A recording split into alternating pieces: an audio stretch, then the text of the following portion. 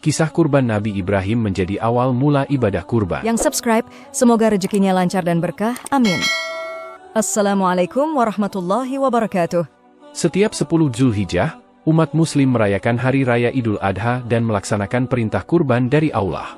Hari besar Islam tersebut sangat identik dengan kisah kurban Nabi Ibrahim dan putra kesayangannya yakni Nabi Ismail. Kisah ketakwaan dan kesabaran mereka berdua saat menerima perintah penyembelihan dari Allah tertuang dalam Al-Quran Surat As-Saffat 100-111. Peristiwa agung itulah yang memunculkan perintah berkurban bagi umat Islam. Bagaimana detail cerita Nabi Ibrahim dan Ismail? Sejarah singkat kurban Nabi Ibrahim. Sebagai seorang Muslim, mengetahui dan menghayati cerita para nabi merupakan suatu keharusan karena banyak hikmah berharga.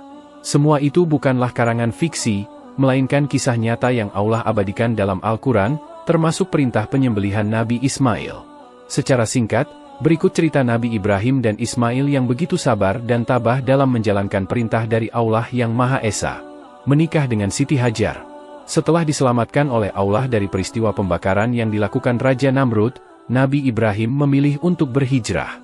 Setelah sekian lama, beliau bertemu dengan Siti Hajar kemudian memutuskan untuk menikah dengannya. Hasil dari pernikahan Nabi Ibrahim dan Siti Hajar adalah seorang putra yang diberi nama Ismail. Putra beliau nantinya juga akan diangkat sebagai nabi oleh Allah. Nabi Ibrahim sangat menyayangi Ismail dan mendidik putranya tersebut dengan amat baik serta hati-hati. Mendapatkan mimpi dari Allah. Kecintaan Nabi Ibrahim terhadap Ismail sangatlah besar. Ismail tumbuh dengan akhlak dan perilaku yang baik. Ia seorang muslim yang taat dan anak yang sangat berbakti kepada kedua orang tuanya.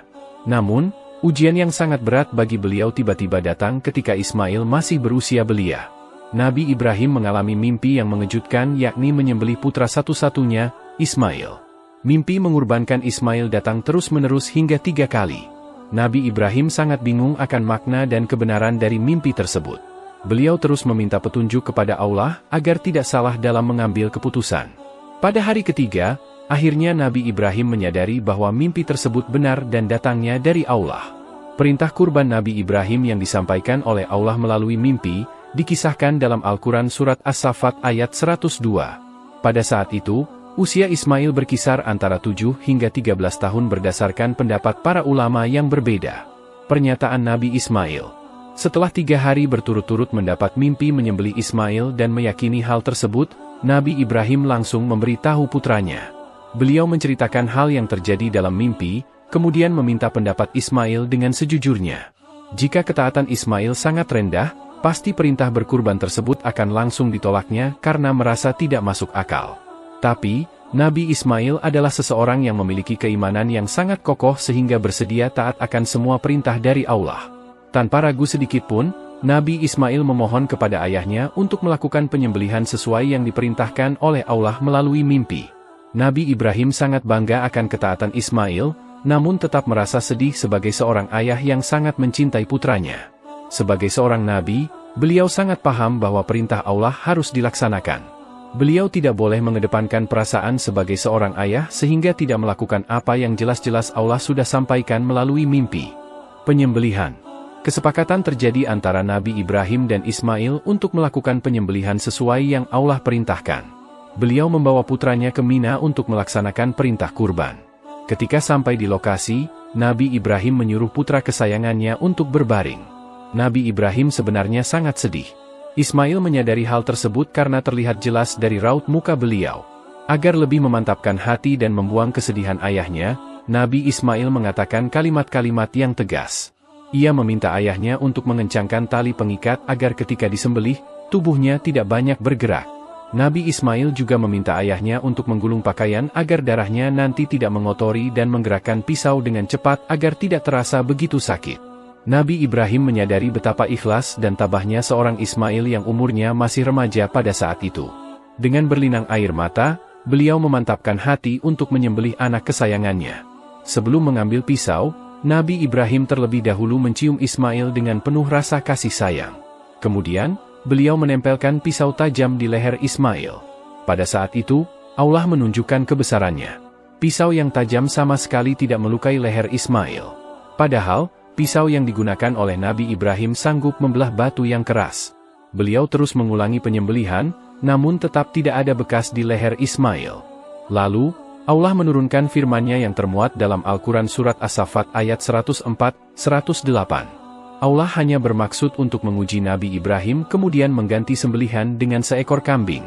Banyak ulama yang berpendapat bahwa kambing tersebut merupakan kurban yang dipersembahkan oleh Habil. Sembelihan dari Habil diangkat oleh Allah ke surga dan digembalakan di sana. Kemudian, diturunkan kembali untuk menggantikan Nabi Ismail. Hikmah dari peristiwa kurban Nabi Ibrahim. Kisah penyembelihan Nabi Ismail mengandung makna yang sangat dalam. Wajar apabila cerita agung tersebut selalu disampaikan pada saat khotbah Idul Adha karena sangat patut diteladani oleh umat Islam. Berikut hikmah atau arti yang terkandung dalam kisah perintah Allah ke Nabi Ibrahim untuk menyembelih Ismail.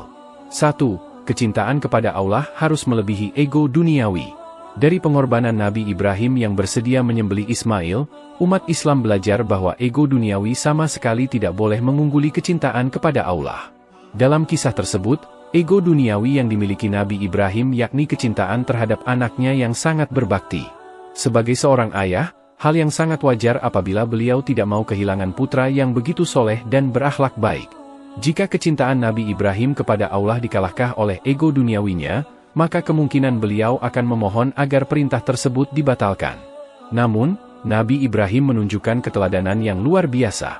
Beliau sangat memahami bahwa tidak ada yang lebih agung dibandingkan perintah langsung dari Allah dan tidak ada yang kenikmatan yang lebih baik dibandingkan kesempatan untuk mematuhi kewajiban dari Allah. 2. Tingkat keikhlasan yang luar biasa. Selanjutnya, hikmah kurban Nabi Ibrahim yaitu keikhlasan yang tingkatnya begitu tinggi sehingga tidak ragu sedikitpun untuk mematuhi perintah Allah. Nabi Ibrahim dan Ismail menunjukkan sesuatu yang bahkan melampaui makom ikhlas. Nabi Ibrahim rela mengorbankan anak yang dikasihinya untuk dipersembahkan kepada Allah. Begitupun dengan Nabi Ismail yang rela disembelih untuk menaati perintah Allah, padahal ia masih berusia muda dan punya masa depan yang masih panjang. Ismail sangat pasrah walaupun nyawa akan menjadi taruhan demi menjalankan perintah Allah. Ia berserah diri, memantapkan hati dan percaya kepada ayahnya untuk melakukan penyembelihan dengan tenang. 3. Orang tua yang menjadi role model bagi anak. Bagi para orang tua, kisah Nabi Ibrahim dan Ismail dapat dijadikan pelajaran untuk berusaha menjadi role model yang baik bagi anak-anak. Selama hidup, Nabi Ibrahim merupakan sosok orang tua yang tidak pernah berbohong, dapat diandalkan, amanah dan penuh kasih sayang. Beliau sama sekali tidak pernah mengecewakan anaknya dan selalu mendidik dengan benar, sesuai ajaran Islam. Alhasil, Ismail sangat mengidolakan ayahnya dan percaya penuh kepada Nabi Ibrahim. Cerita kurban Nabi Ibrahim dan Ismail sangat menyentuh dan penuh dengan pelajaran yang berharga, terutama dalam menaati perintah Allah. Kisah tersebut menjadi dasar disyariatkannya ibadah kurban berupa kambing, sapi, domba, unta atau kerbau setiap tanggal 10 Zulhijjah. Kurban juga sebagai tanda ketaatan kita kepada perintah Allah bahwa harta yang kita miliki itu datangnya dari Allah dan harus dikembalikan dalam bentuk ketaatan kepada Allah juga. Kurban bisa dilakukan oleh siapa saja yang mampu bisa berkurban dengan kambing, sapi, unta dan hewan lain yang sesuai dengan syariat Islam.